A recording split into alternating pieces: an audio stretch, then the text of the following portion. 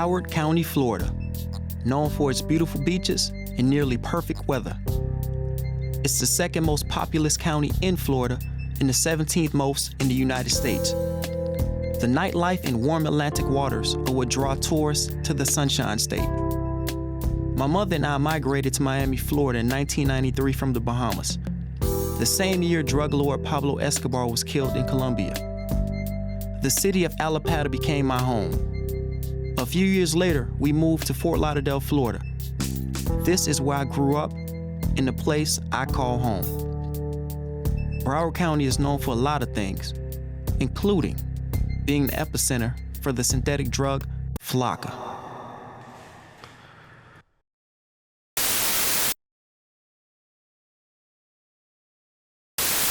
Fort Lauderdale is under siege. He had just smoked Flakka, and that 25 cars were chasing him down Broward Boulevard. Officers say his rage was fueled by a new designer drug that's hitting the streets of... Being compared to the crack cocaine epidemic of the 80s. $5 will get you high. $5 will get you high. Put it in water and drink it with your drink. You could take it as a tablet, as a pill. You could snort it, you could smoke it, you could inject it. Law enforcement are finding and documenting more Flakka in Broward than anywhere else in the nation. What happened to ecstasy? It's not from the earth no more. Right. When they started making ecstasy, it wasn't the same thing. People reacted. Now they got this thing down there called Flakka. Oh, I seen that. I told my friends, y'all can sell the police or whatever. If I find out y'all using or selling Flakka, I'm telling. What's Flakka? You don't want none of that. It make people go crazy. It makes you high. I don't know what the hell it is. If I catch one of my friends selling or using Flakka, I'm dropping a dime. Aren't you concerned? I remember when I got the call from my best friend William talking about this thing called Flakka. And I was like, what are you talking about? The rapper Waka Flocka Flame? And he was like, no, it's a new drug in South Florida called Flakka that's terrorizing the neighborhood. So I was in LA at the time, he was in Fort Lauderdale. So I got off the phone and I went to YouTube, the trusted source of all things crazy. I went to YouTube and I Googled Flakka. And what I saw absolutely blew my mind. People running around naked, people with super strengths, fighting off police officers. And that was my introduction to Flakka. No police coming. No police coming. No police get up. No police coming. Nick is just called Nick. That Nick's door. I didn't steal. I didn't steal. Police come and give up all your clothes, man. No, look.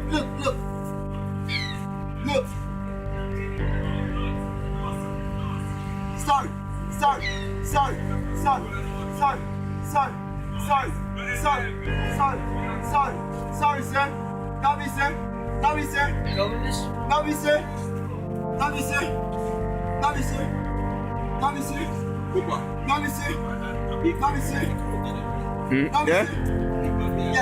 Yeah.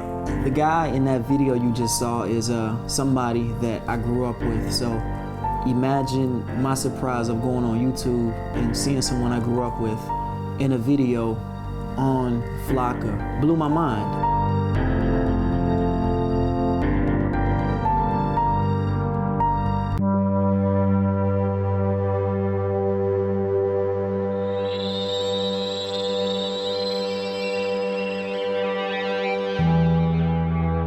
I went to South Florida, left LA, packed up the crew, and went to South Florida to go sit down with those who are directly fighting the drug, which is Flakka, and who are in the neighborhoods and communities fighting Flakka.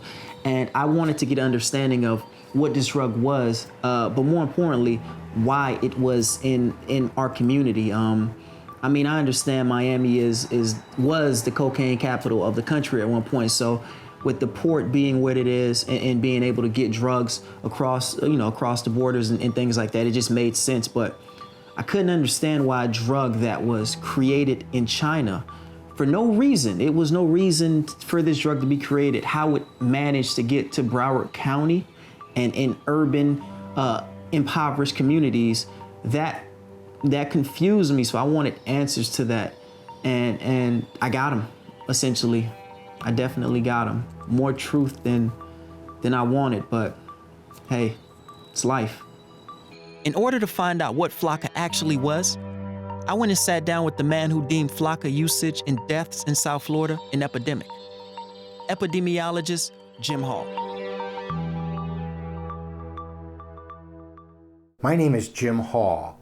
I'm an epidemiologist at the Center for Applied Research on Substance Use and Health Disparities at NOVA Southeastern University here in Broward County, Florida. My specialty has been in epidemics related to substance abuse, whether it's cocaine or heroin or prescription drug abuse, or now specifically the more dramatic impacts that we're seeing from synthetic drugs. Most of these substances are manufactured in clandestine labs in other countries, particularly China and Mexico, and are purchased online or on the dark web and delivered by worldwide delivery services directly to dealers. Generally, the purchase is of a kilogram or 2.2 pounds of the substance. And the price ranges between $1,500 and $2,000 for them to buy that amount. There have been a number of these synthetic drugs. The first one that was known by the street name Molly was purported to be pure MDMA or ecstasy. Really turns out to be from a whole category of synthetics that are known as synthetic cathinones. And the synthetic cathinones are based on the natural drug found in the plant, the khat plant, K-H-A-T, which is native to East Africa and the Arabian Peninsula. It has been used there for literally centuries as a relatively mild stimulant. The plant has a relatively short shelf life. The drug remains active only for 2 weeks at the most after it's harvested. So we don't see large-scale international trafficking of this drug or this plant. But what we are seeing are synthetic chemicals manufactured in laboratories that mimic the stimulant effects, dramatically increase the potency of those drugs, as well as all of the adverse effects and dangers that we see associated with their use. The first group of synthetic cathinones were known as the bath salts. And these were drugs before they were made illegal, sold in retail stores and gas stations as artificial stimulants. And they were quickly banned by the federal government and by most states. In more recent years, we're seeing the introduction, we first saw, of methadone as the drug Molly, rather than real MDMA. This is a substance which was widely used, particularly throughout the U.S. South and the Northeast, but found all over the country over the last several years. It itself was actually banned by the Chinese government in 2014. And very shortly after that ban, methadone virtually disappeared from the United States, but was replaced by ethylone, which is another drug that's generally sold as Molly's today. It's the second generation of these bath salt-like drugs. That includes the drug alpha PVP, or alpha pyrrolidinovalerophenone. This is a powerful stimulant of the khat synthetic drug family, and it is found to be more addictive than previous synthetic cathinones, even like the bath salts or Molly. It takes a very small dose, 1/10 of a gram, to be effective for the effects that people are seeking, similar to cocaine or methamphetamine, a powerful stimulant that may give a sense of euphoria. Severe agitation, aggressiveness, paranoia, as well as a medical condition that is known as excited delirium. The body temperature dramatically rises to 105 degrees or more, and the individual literally feels that their blood is on fire. They ask people to throw water on them. They rip off their clothes and often run out into the street. They have severe paranoia, believing that they are being chased by police or other people or even wild animals who are out to kill them. Once a person is restrained, they must receive immediate medical attention or they will die. And we've had, just in the last 6 months, nearly 1,900 medical emergency hospital cases of Flakka excited delirium in just 4 of our many hospitals in Broward County. However, if the individual is fortunate enough to survive, who gets the medical attention, they also very much face severe kidney damage, and can face having to be on dialysis for the rest of their lives. Today's drugs are guinea pig drugs, and the best message is don't be a guinea pig, remain drug-free. There are solutions when communities come together and address this issue, when families come together and talk about it, when young people come together and protect their generation from a whole battery of new and dangerous and deadly addictive substances. Talking to Jim Hall, I learned so much about this drug, the impact it has on the human body. He was just so knowledgeable of the drug, and he explained it in a way where it was easy for me to understand. But then I wanted to find out why this drug and how this drug got to South Florida.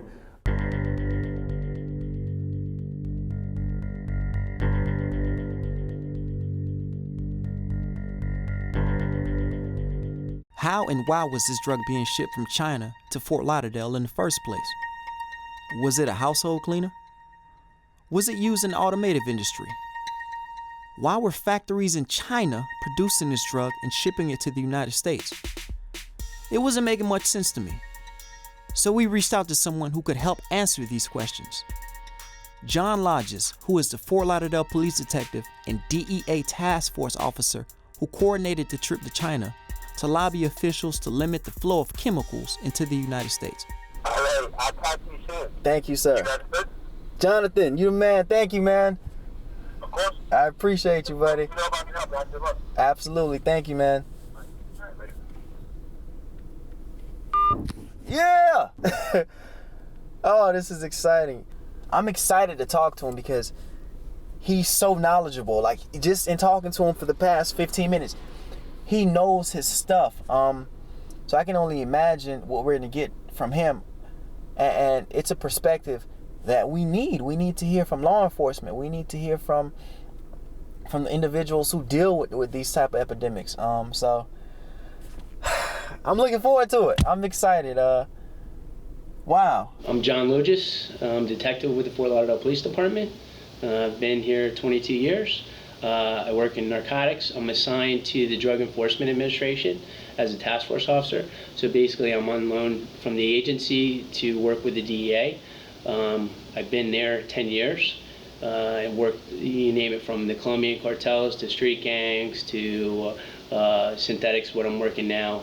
We use informants, we use cooperators on the street and information for gathering intel.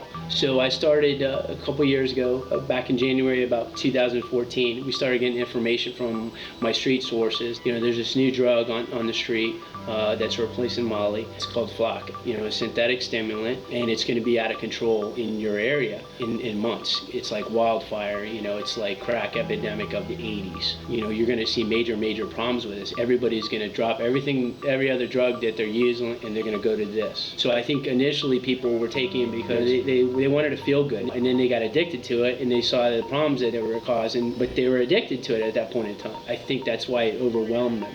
It wasn't a planned thing.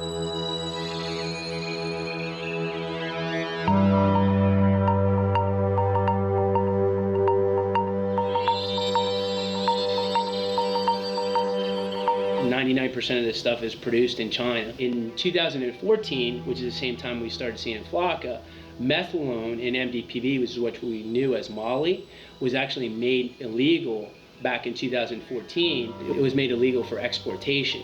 So they export new compound, alpha PVP. Looks exactly the same. People on the street are selling it. I think they started out where they're selling it as Molly. If you put Molly in Google, you'll get many compounds. You'll get methadone, you'll get butylone, you'll get ethylone, you'll get alpha PVP, you'll get THPVP. All these are all what we know commonly on the street as bath salts. Police are finding more Flakka in Broward County than anywhere else in the nation. In 2014, local crime labs analyzed 477 cases of Flakka. No other county came close. The second highest, Chicago's Cook County, racked up 212 cases. It affects basically all ethnic backgrounds. It's not just in one particular area or one particular neighborhood. It's all over the place. Flakka is manufactured in China. It has been easily bought online and delivered in the mail here in the U.S. Some of the companies even offer, if your product is seized by authorities, we'll replace it free of charge. Last year, which is probably June, May timeframe, they're having 30 ER visits a day. I'd work with as detectives in narcotics, and they say, how can we get ahead of this epidemic? How can we solve this? How can we address this problem? Fort Lauderdale is like ground zero for this epidemic. We're having the highest incidence.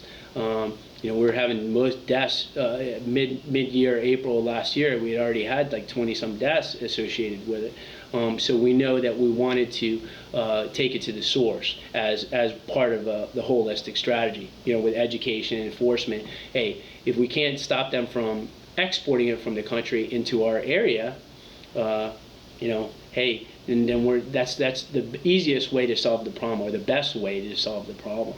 Today, the Broward Sheriff's Office did their best to educate the public in North Lauderdale about the new designer drug Flakka. Well, I can tell you, deputies didn't hold back. They started by showing us this video of people high on it, and all the rumors we've heard now seem more like fact. Well, officers, when they respond, we can't put meds on board. So, we have to have the paramedics. The dilemma with it is the paramedics need the officers there to help restrain the person to get the meds on board, because you're looking to help the person. So even if the person's just totally out of control and they can't help themselves, it's a medical emergency that we get them to the hospital to treat them. So that's a dilemma. If we're not arresting them, we're trying to get them help. So we needed to formulate a two-pronged approach. So we sat down with protocols and said, with the doctors, the EMS and fire personnel, and we said, how do we address this? And again, when we looked at it, we said, hey, this can be a protocol both for Flakka incidents and then potential other problems with other synthetic drugs in the future. It's so lucrative, just the base drug. I took a kilogram, again, we purchased online $1,500 to $2,000 for a kilogram. And you can turn around and sell that for $50,000 and breaking it down in pure form.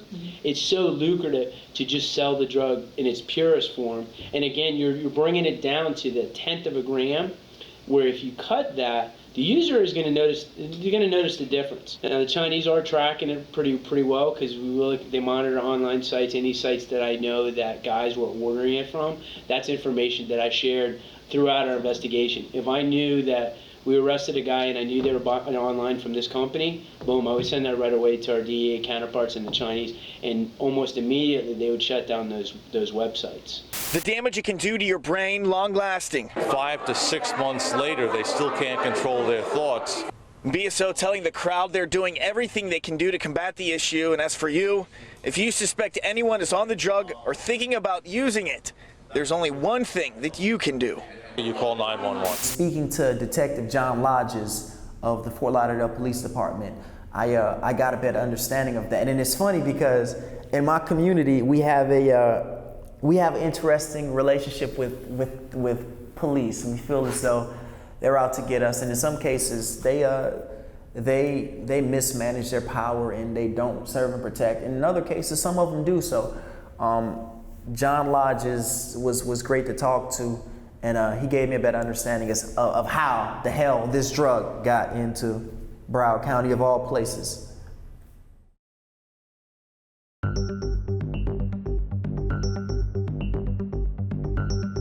Heather Davidson is the Director of Public Policy and Advocacy for the United Way of Broward County. My name is Heather Davidson. I am a prevention specialist for the United Way of Broward County, Commission on Substance Abuse. United Way of Broward County is a convener of partnerships. We work on different impact areas that are important to our community, and we bring together different organizations and key people to make sure that we are unified as a community and we have strategies to hit goals that are important for us. The United Way focuses on different issues, including veterans issues. We work on behavioral health, substance abuse issues, and the main issues that we work on nationally are health, education, and income. And we first heard about Flakka through our action team that actually really guides most of the work that we do. It's called our surveillance committee. So they are led by our epidemiologist here in South Florida. He tracks the data through Broward Crime Labs, which is how we started to identify that Flakka was present in our community and that it was increasing. And pretty quickly, through the beginning of 2015, we started to see increasing rates of admissions to our treatment center at Broward Addiction Recovery Center. We started to see crime lab cases increasing, and what we did was create the Community Flakka Action Team.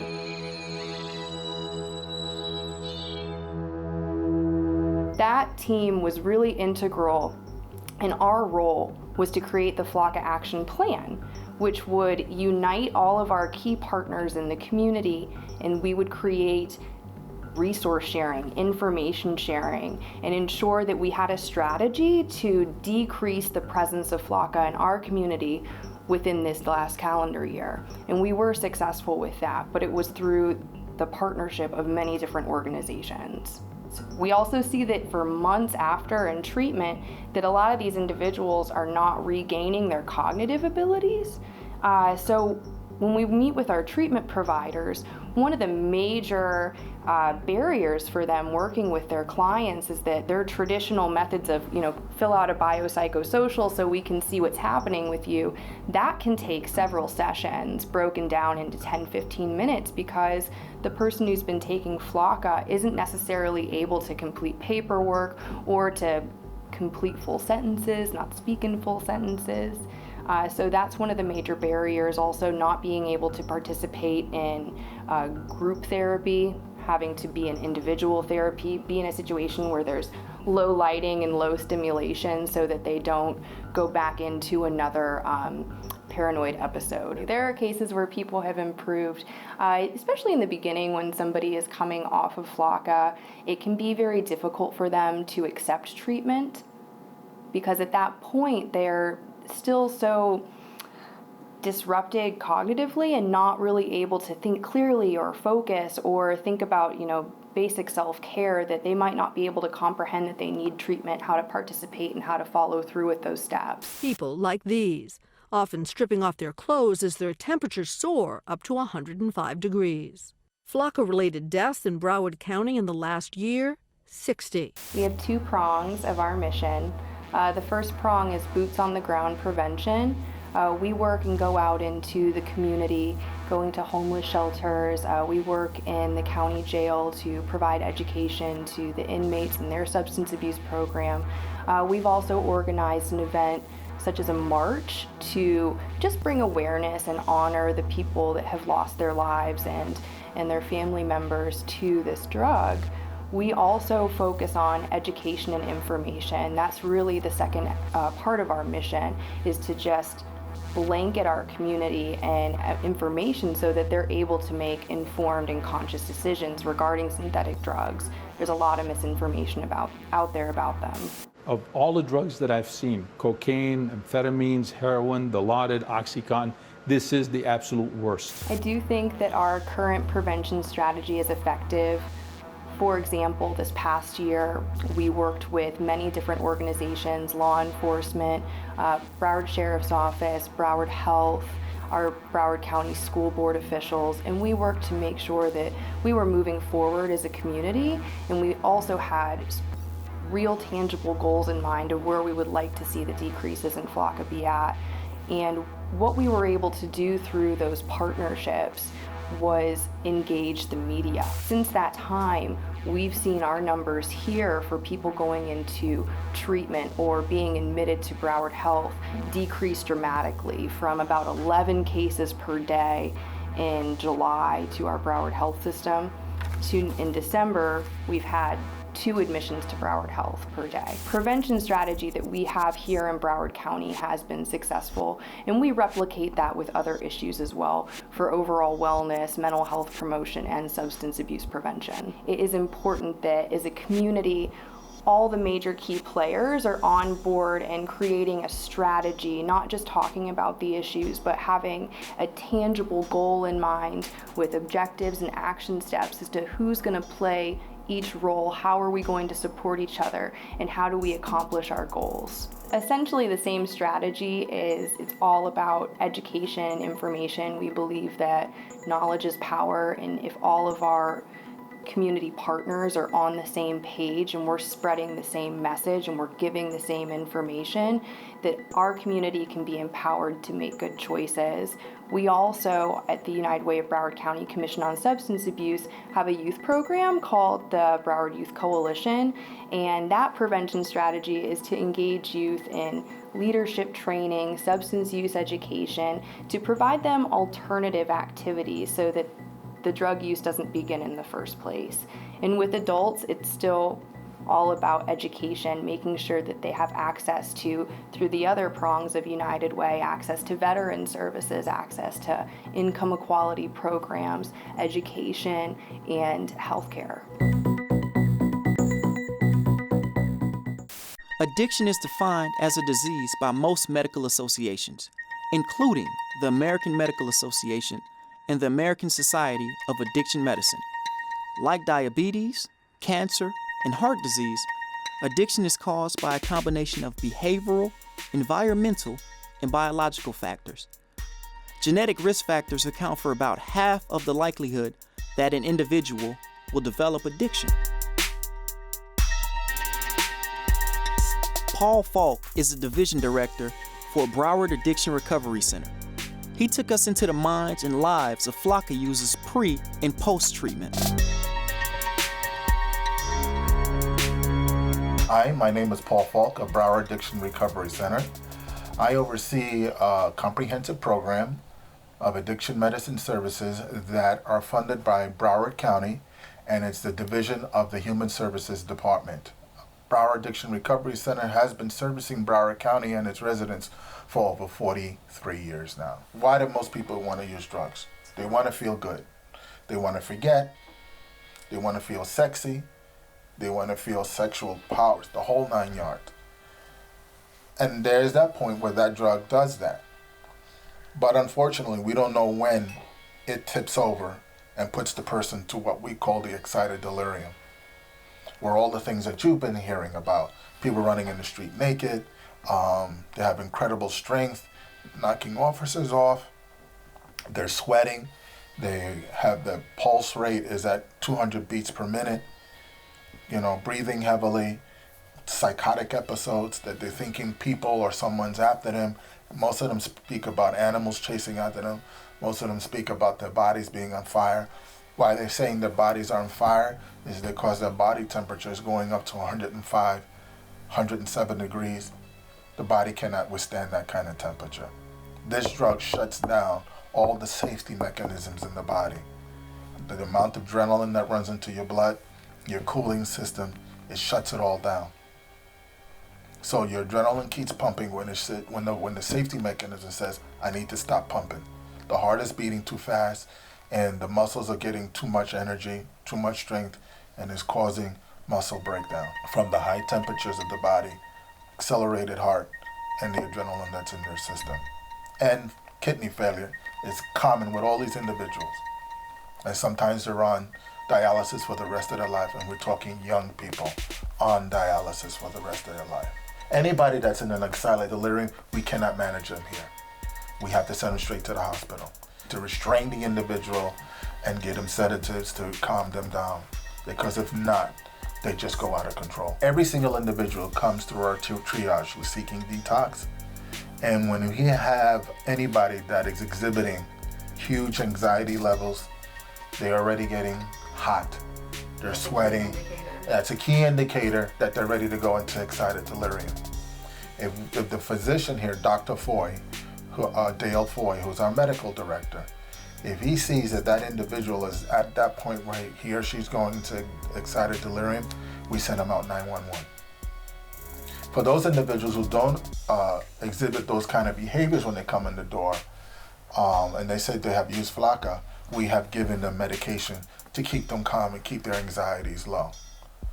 And, of course, the individual must say, please, you can use this medication on me. They all have to consent to it. They must, because it's psychotropic medication. We found that many of the Flakka clients, a high percentage, and not all, when they finally come into treatment, there is at least 2 weeks that the only thing that they want to do is eat and sleep and drink water. When they're on this drug, There's no such thing as drinking and eating. One hit of Flakka, depending how strong it is, they're on a high for 3 days. They're not eating, they're not drinking, and they're not sleeping. People were getting the drug for $2. And what some drug dealers were doing was giving it away for free just to get the person addicted. It is a very addictive drug. And once people get linked on it, they can come here to get treated, they get cleaned up. And we have some people that come back here at least 4 times. And I says, why are you doing this again? The drug calls me. I can't stop. It calls me. During our process of educating the community, we started seeing things like ethanol being put out there, looking like candy, getting out to children, trying to bring them in. During a narcotics bust, Miami-Dade police say they found what looked like candy in a Ziploc bag. Turns out it was laced with a synthetic drug similar to Flakka and bath salts. They're very sensitive to bright light. These lights in here are too bright. So when we treat them at our residential program, they have to be in dim lighting. They can't be in a group with 15 or more people. We keep our groups with them to 5 in order to reach them so it doesn't trigger paranoid, because they're still dealing with all the side effects of the drug, the paranoia, the anxiety. They'll think the people in the group are staring at him or her, and they're wondering, are they talking about me? Why is that guy staring? It started with low income, the homeless. Why? That's where the drug dealer was pushing it on them, because it only costs $2 or $5. If they're doing any panhandling on the corners out here anywhere in Broward, how fast do you think that they can get $2 or $5 from panhandling and go and get the drugs? So once they get hooked onto it, then it keeps going. And then when the word gets out with the high, it starts jumping. From the homeless to the person who has some money in their pocket to middle class and the wealthy. They may not be as, especially on the wealthy side, prevalent, you hear that it's happening here, because many of them, if they're going to treatment, it's going to private treatment, where those statistics never get added in. That's a reality. Locking someone in my opinion, doesn't work. A person has to be ready for recovery. The changing world of synthetic drugs is not safe. It's never been safe. It's worse now than ever. They're using powerful substances that are just impacting the body, that first time will be your last time for many who do not know the effects of this drug, who do not know that they're taking a very powerful substance. Flakka proved that.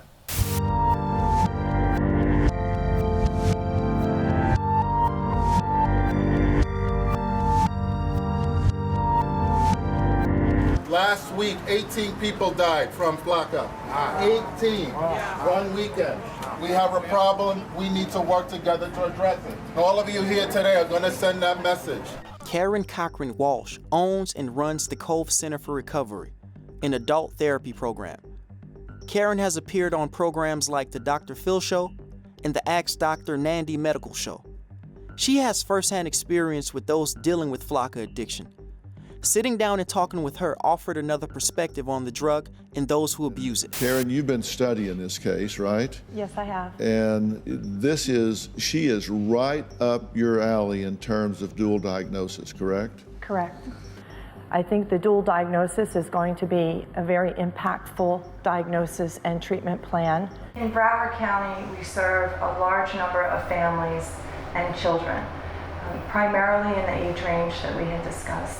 And they come from a variety of socioeconomic backgrounds. Teenagers who come to Inspirations are referred through a variety of sources, sometimes emergency rooms, other times therapists, family therapists or individual therapists, as well as child psychologists and children's doctors, pediatricians. My knowledge of synthetic drugs in Broward County is not just limited to synthetic drugs, I would say, but most of the street drugs that are in our communities today. The range of drugs would be anything from Special K, Flakka, other synthetic drugs, amphetamine, like synthetic drugs, bath salts, other drugs like rave drugs, ecstasy, and so on. Characteristics of a teenager presenting with using Flakka would be more of a risk-taking teenager. Because Flakka is a drug that is not commonly used with teenagers, a teenager who would present with the characteristics and signs of Flakka use would be a teenager who would go beyond the scope of the easily or readily available drugs or the more commonly used drugs. It is despicable. It's a dehumanizing drug, and it's a dehumanizing act to trick people into taking something that ultimately will cost them their sanity, their health, or their life. Well, historically in addiction treatment, many of the treatment centers focused on working with adults. And the services available for adolescents were primarily long-term programs, wilderness programs, and psychiatric programs. And aside from those programs, there were juvenile justice programs. And that's what we were facing. So when Inspirations was designed, it was designed to meet the average teenager who is struggling with drug use, not necessarily in addiction. And many teenagers who are struggling with drug use would otherwise find their way to addiction if an intervention of some sort did not occur, hence Inspirations. I think that as more people see the opportunity to work with teenagers in substance abuse treatment centers that are not long-term programs, that are not found in states that are unattractive for parents and children to travel to or to seek treatment in, then I think that we'll find the growing profession continuing to grow. I think we'll see more opportunity in adolescent treatment, and I think that we'll see more practitioners who are willing to work with adolescents who are showing the beginning signs of substance use or abuse. You want to know what he's like when he's not high. Why that's so important? Because when someone is struggling with addiction, they often focus on the time when they're craving and the time when they're high, helping them to realize that there are moments of success and what's going on, what is surrounding them, how do they feel, where are they, and look at those times as strength-building opportunities. I also think that healthcare has a lot to do with it. Our healthcare industry, our insurance industry, and where our country is going with healthcare. Much of treatment is provided for by insurance companies. And although some families will pay direct without using insurance, many families can't afford that. And that is not an opportunity made available. So families are relying on our healthcare industry and our country's approach to working with children, providing wellness and care and services that will intervene on early signs of substance abuse and mental health issues. It's definitely been shown that early intervention and treatment, therapeutically and otherwise, for teenagers who are using or abusing drugs shows a much greater outcome and a much less recidivism rate. A child does not have to become an addict. A teenager does not have to become an addict. And most teenagers who are using and abusing drugs are not in a state of addiction, but they could become addicts if the drug use continues, if their chemical balance is interrupted and altered, and if they don't have the support to be able to have coping skills and decision-making skills to get through the teenage years.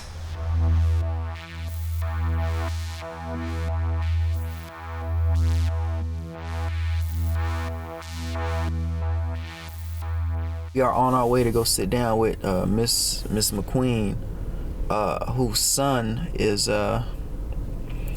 unfortunately on Flakka, and he's come in contact with the drug, and he's tried it, and from what I hear, he's a good kid, just needs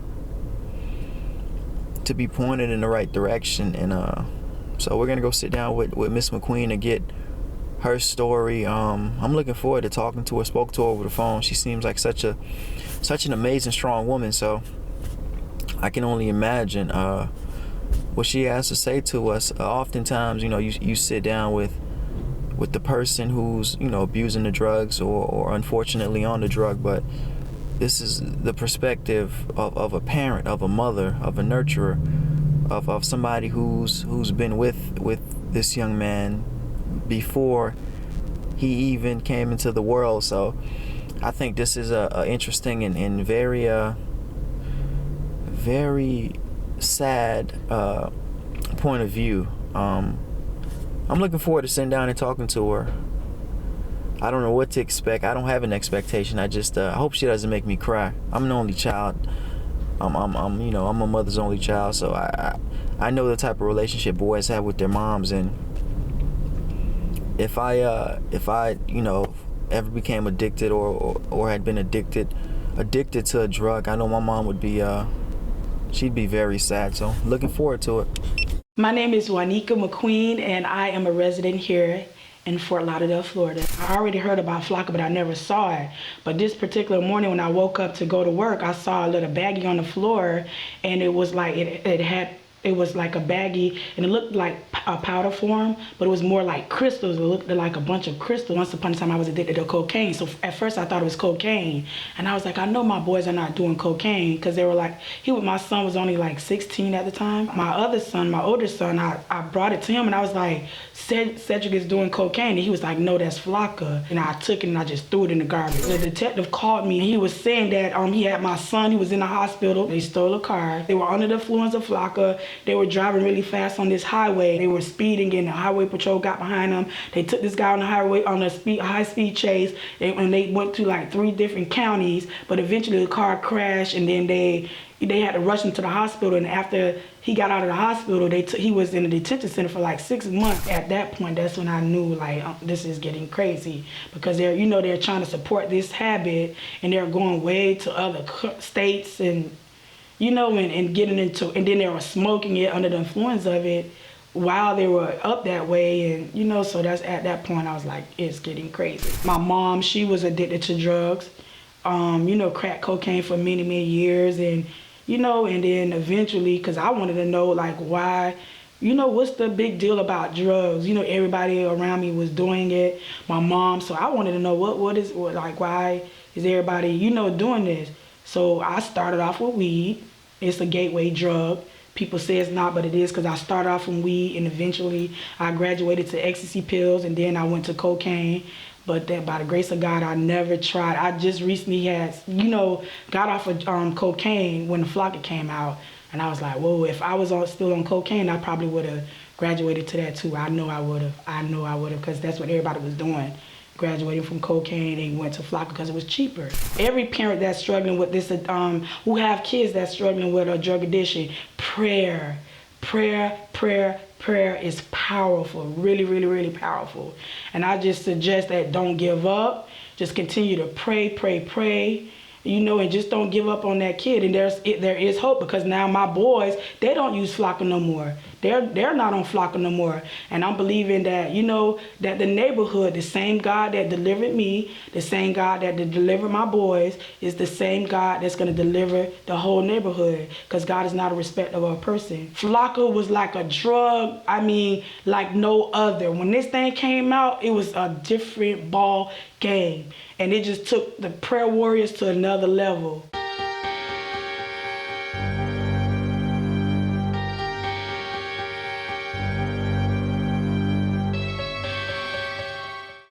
Dr. Roslyn Osgood is the first female chaplain for the city of Fort Lauderdale Police Department, but she was like an auntie. I felt like I was talking to my auntie and talking to Dr. Osgood. She has a very positive spirit about her, a very holy spirit about her. And this is a woman who once was homeless and was a drug addict herself, and she completely turned her life around. And she's also in the Broward County community. She's influential in what happens within the community. So it was great to talk to someone who was directly in the mix of things and understood the people, understood the culture of Broward County, and she told us the real. She kept it real. Like an aunt would do if you were talking to your aunt about something. I felt like I wanted to hug her. She was just very welcoming, but she laid out what was really going on in the communities and what Flakka was doing to people, and and how she helped with prayer and resources and dedicating her time to helping those affected by this. It was a pleasure to talk to Dr. Osgood. Well, in my personal story, I got clean and sober in 1989. Recovery processes was very different then. I was in jail, and I just realized it was not what I wanted my kids to see. So I believe God gave me my children to literally save my life. So from being released from jail, I went to BARC, Broward Alcohol Rehabilitation Center. I went through detox, and I went through the outpatient program. But I was so tired of using drugs, I was willing to do everything that they told me to do. Treatment centers were not prepared to deal with Flakka.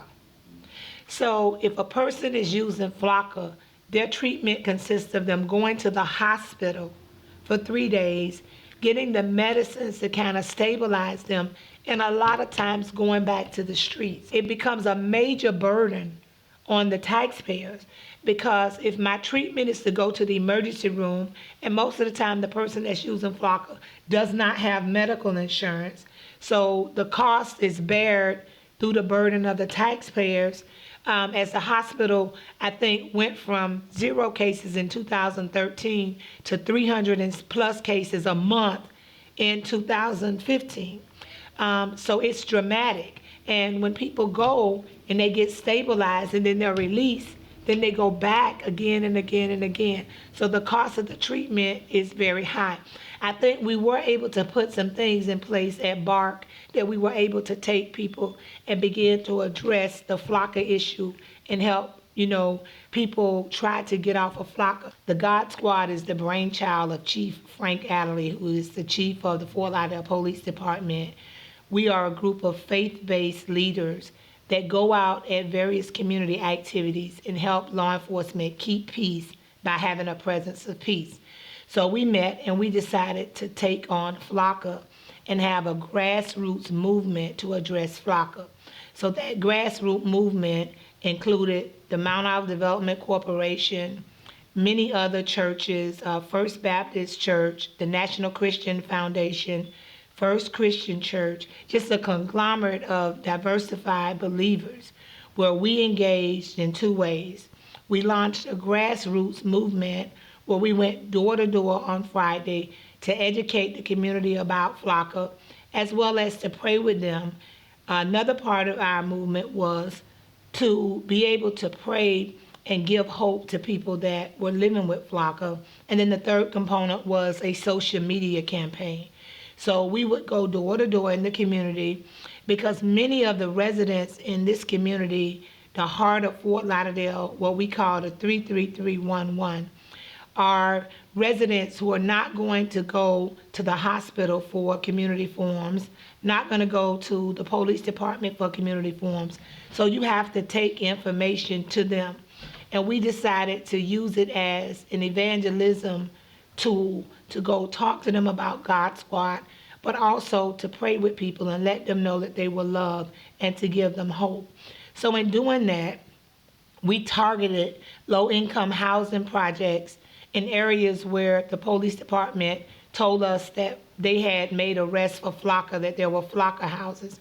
We wanted the grandmothers that's raising the 7 or 8 grandchildren, the single mom who's working 2 jobs or in school, who just is not aware or not educated about Flakka. If you're dealing with a family member or somebody that you know that's struggling with drugs and alcohol or addiction, please support them. Don't give up on them. My grandmother never gave up on me. She loved me unconditionally. She never accepted what I was doing. She was always very stern that it wasn't God's plan for my life. It was unacceptable. But she loved me unconditionally. She was willing to be honest about it. I mean, she would tell everybody, pray for my granddaughter. She don't cry. She wasn't worried about somebody getting in her business. A lot of times we want to hide. We're embarrassed. We're ashamed. But it's not about you. It's about caring enough for the person that you love to support them and help them through. Addiction is a very strong disease. And when people are addicted, they need support. They need your love. They need your prayers. And they need you to constantly be on them and not accept and for you to expect greater things from them than the way that they're living. I'm just convinced, I'm an example, love can heal anything. And at the end of the day, that's it. So no matter who I spoke to, whether it was Jim Hall or John Lodges, Dr. Osgood, or Paul Falk, Amanda Foreman, everyone said the same thing. If you want to find out what's going on in Broward County, the effect that Flakka is having, you gotta talk to Dr. El Sanadi. Everybody, it was Flakka, Dr. El Sanadi. I went online, Flakka, Dr. El Sanadi interviews, write-ups, articles. He was the person to speak with as it pertains to all things Flakka. And we reached out to Broward Medical while filming the documentary, and we didn't get an opportunity to interview Dr. El Sanadi, and that interview will never come because Dr. El Sanadi, he committed suicide allegedly. He killed himself, and I remember where I was when it happened. I was in Chicago, Illinois, and I was on Facebook, being a social media addict. And someone I know posted an article about the Broward County Health CEO commit suicide, and I was like, no, like I refuse to believe that this is Dr. El Sanadi. From everything that I've heard, he was a positive, spiritual, lively man, so it was no way that he was this person. And so I clicked on the link, and Dr. El Sanadi was deceased. And in that moment, it hit me because I had heard so much about him and so much good about him that I felt like I knew him, and I never got an opportunity to meet him. And that's selfish of me to say, but he was a great man and did so much for the Broward County community, and I wanted to commend him personally for all this work and his care and compassion. This is a man they say would walk through neighborhoods and give medical advice and bring the health trucks out. And so to not be able to talk to him, it affected me. I was bothered by it because I felt like I knew him.